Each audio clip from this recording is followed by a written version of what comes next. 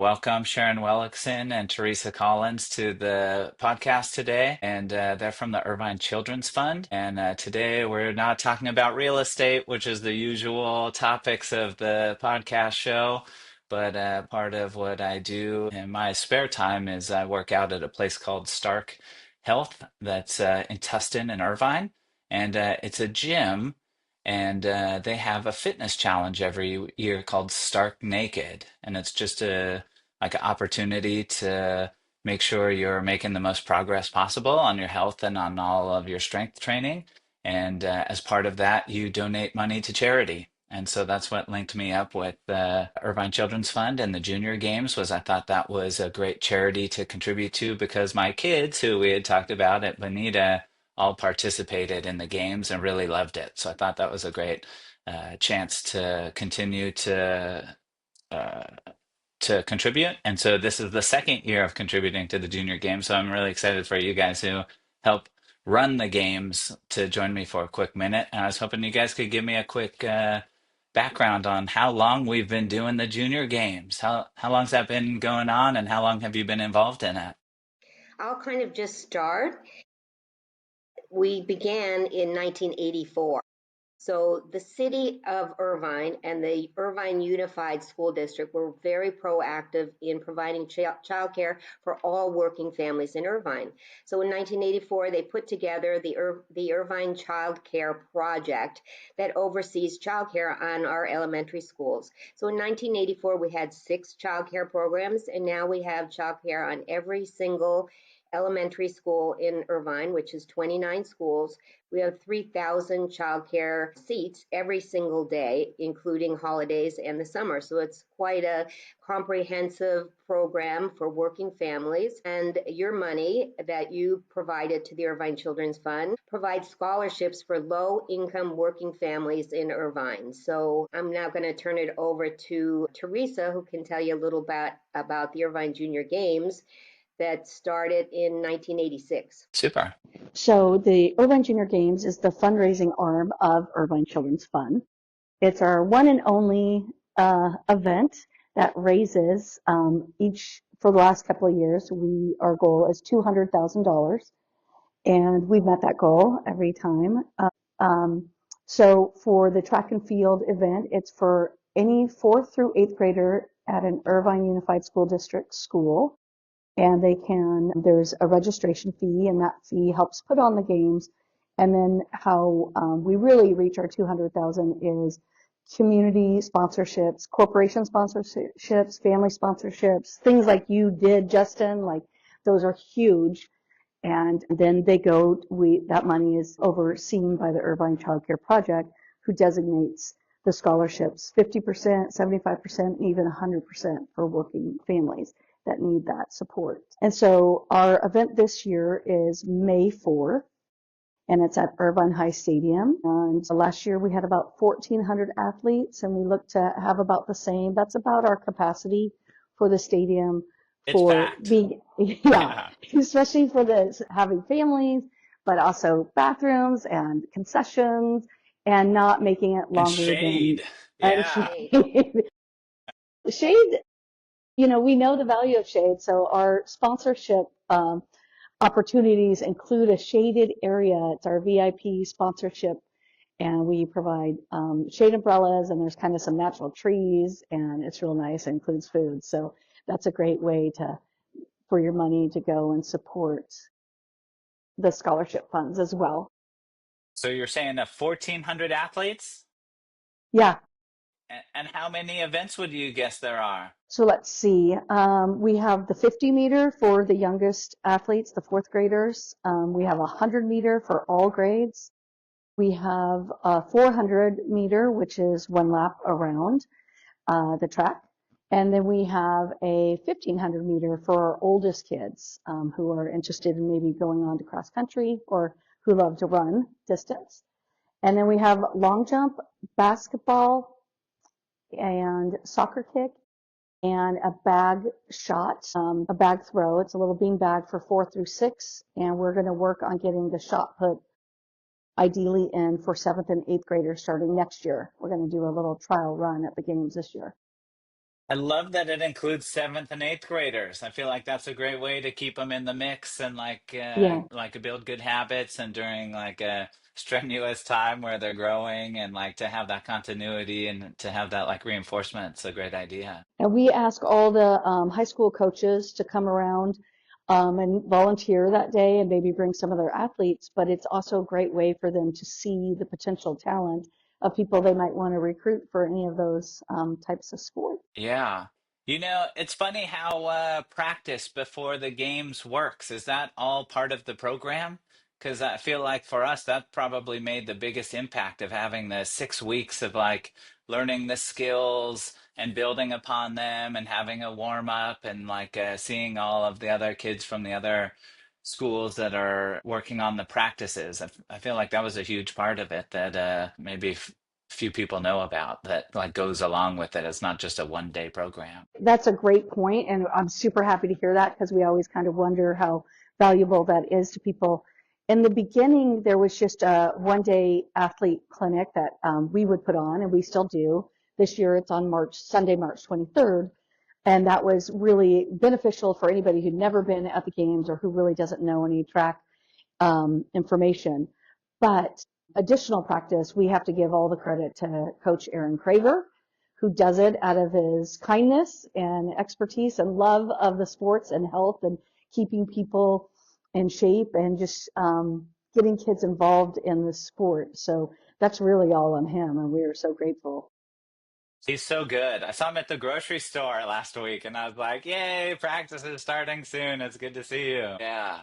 And so it was just once a week and then he spends a lot of time there, right? Like he really cares about it. So I noticed like then it was a few times a week so that if a certain time slot didn't work for you or you had Yeah. other like obligations, you could still have an opportunity for your kid to be there and to learn. They picked up on a lot of that and we go more than once a week. It's actually been fantastic. I really appreciate that. So yeah, he'll extend it. He extended it to our athletes for Irvine Junior Games Monday, Tuesday, and Wednesday at University High School from 5 to 6 o'clock. And he'll do it every day unless it's raining or if there's some kind of other sport conflict. And he'll kind of give a heads up. But I think the greatest thing, and you can see his passion, is he'll do it even after the games are over. He'll just keep going on doing it. Yeah.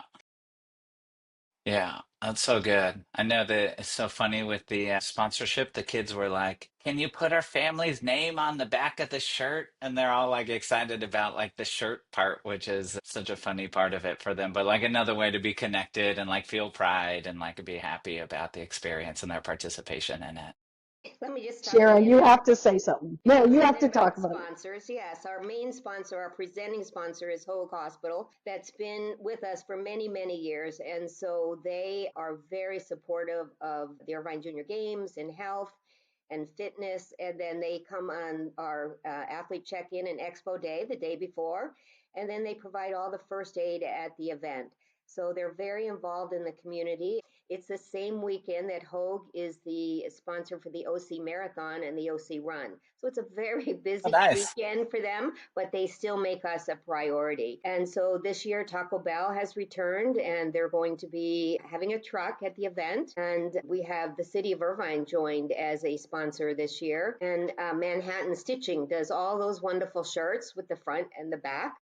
And our president, Lauren Brooks, and her husband are major sponsors this year. So we have many individuals that care about the childcare but love the games. And so we have many individual sponsors like you who realize the benefit of the games, which are wonderful, and that the money goes to Irvine families. So we've raised nearly $5 million to give back to childcare in Irvine for low income working families at the 29 sites, families that work hard, but they're in low paying jobs. So I'm going to just spend a second talking about the pandemic. It was really Yeah. rough for us.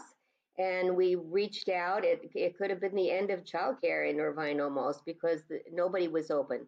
So, but we opened as soon as the schools opened.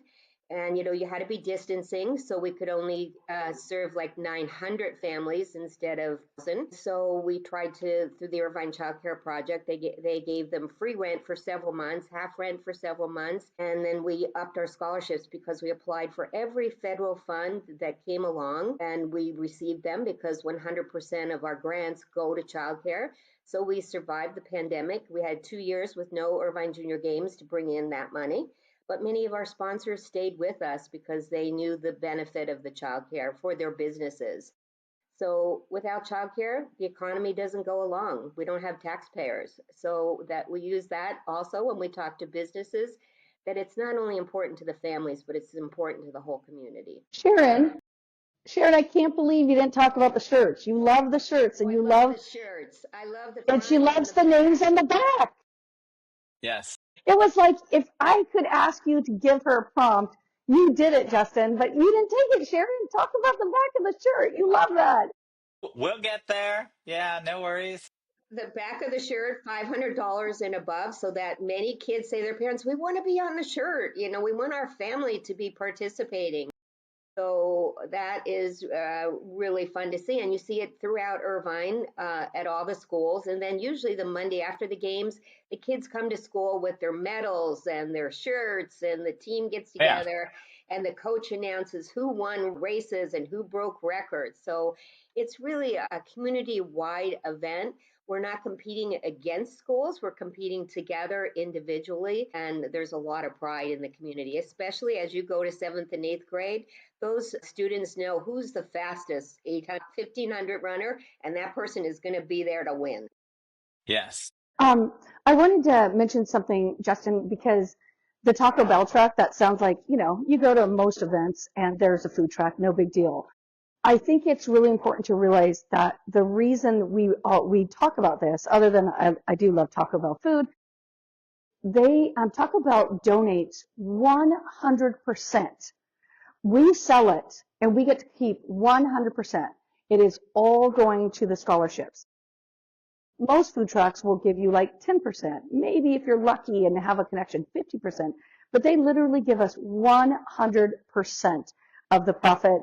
Like we pay nothing. They show up, we sell stuff, and all of it gets to go to scholarships. So I think I just wanted to point out how special that is. And thanks to Sharon's works and so many of our board members and the contacts we get from parents whose kids are in it, we really just try to get as much donated as possible and so many people involved.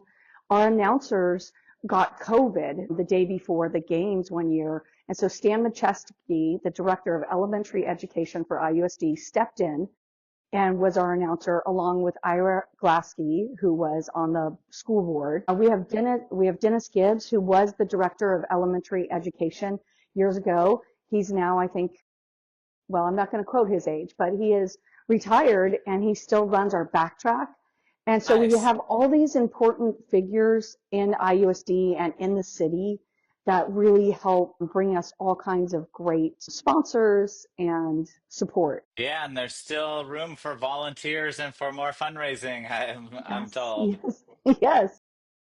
So volunteers have over 300 Irvine volunteers that day. So we have the National Charity League. There's 3 national charity leagues in Irvine, and they work mother-daughter teams at many of the events, including the auction, which is awesome. But they do concessions and they do all of the field events. And then we have the Young Men's Group from Irvine and the Assistance League, and then many, many individuals like yourself who volunteer at one of the field events, or it's a one day. You work from 8 in the morning till 6 at night, but you go home exhausted, but really excited for all the kids. And we've been doing this. This is our 36th year of Junior Games. The athletes are never a problem. We have never had one problem in 36 years, and we have 1,400 athletes. So I think that shows that we have a really wonderful group of volunteers. And at each school, we have a teacher rep who comes and sits in the stands with them the whole day. They give up Yes. their Sunday to help the students at their school. So it's really a big day for the community to come together. Emmy was so pumped to see her fifth grade teacher be the one that was the teacher that was on duty for that day and like participate in it. And then they actually would have practice at school as part of like their PE time, where they would also like have people who may not be in it, but because it's going on, like another opportunity to practice and to learn the skills and learn the event. So I love that, like it's another reason to get everybody out there and to be learning the different skills involved. Yeah, College Park would kind of do fake mini games to get that modeled after ours before to kind of get the kids practice. And we do encourage each of the school coaches, the teacher rep, to try to have some practices at school for people who don't have access to get to Aaron Craver's workouts and things like that. But we also know teachers are busy, have lives of their own and things like that, so it's not always possible. But we love when we hear that they're doing that. One interesting thing is, as you can imagine, Irvine home grows a lot of their teachers. So we have Coach Greg Colbert at Santiago Hills. He's been doing it forever. He saw two of his athletes become teachers and who are now coaches for the Irvine Junior Games at their own Nice. schools. So we have a picture of them, and Kyle Dugan he grew up here and he became a coach. So they'll show us pictures of them when they were at the games. And then now they're teachers here, so it's really cool. See what kind of how their hairstyles have evolved over the years too. I'm for fun. Yeah. Well, let me just talk again a little bit about the shirts. The shirts signify what grade you're in. So we have red, blue, green, yellow, and purple. So each grade level has a color. So when you look out on the field and you see at the bag shot all yellow and two reds, you're like, oh, those two reds don't belong there. So we send somebody over to get them to the right spot. So we did that year one just because it was fun to have five colors, and it just worked out to be a great system for all the events and to be able to keep track of everybody on the track and the field. Yeah, that's a great idea. And then there's the picking up your bib and picking up your shirt day, which is a chance for all the sponsors to get their name out there and have a little booth if they want to. That's Yeah, Saturday, May the 3rd, and we usually have 1,000 families come through that day to pick up their shirts. So it is a great place to get your name out there or to meet if you're we have a couple people that have STEAM programs, and Theresa is at Camp James in her other job, and she has a booth there. And first aid from Hogue. Hogue they've had the neuroconcussion group there, and they did baselines for some athletes that day. And the people were really interested in that because now we know that concussions are a problem. Whereas many years ago, you could have five concussions playing soccer, and nobody really knew that it was going to have a long-term effect. So and we had a drowning prevention booth. So we try to reach out to the community with safety, and I hope this year we maybe will have an e-bike booth to talk about safety there, and the Irvine Man, Bridge. e-bikes headed for yes, that yeah. one. The other thing that's great is the childcare sites typically show up. Rainbow Rising is a force. Not only do they show up and have a booth on May 3rd, but they also have their staff volunteer at the games the following day. So we love to see the places that we're raising money for also give back and take an interest in this event.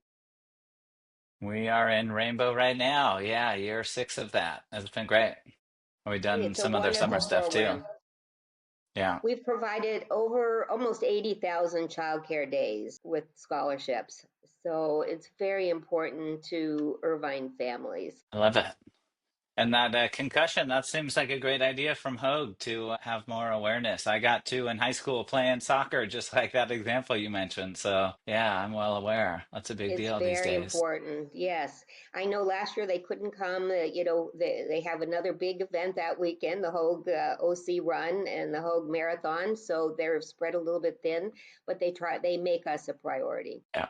That's huge. Well, cool. That's everything I can think of. I'm excited to get practice going. You'll see me, one of these super excited dads out there running on the sidelines too. Yeah.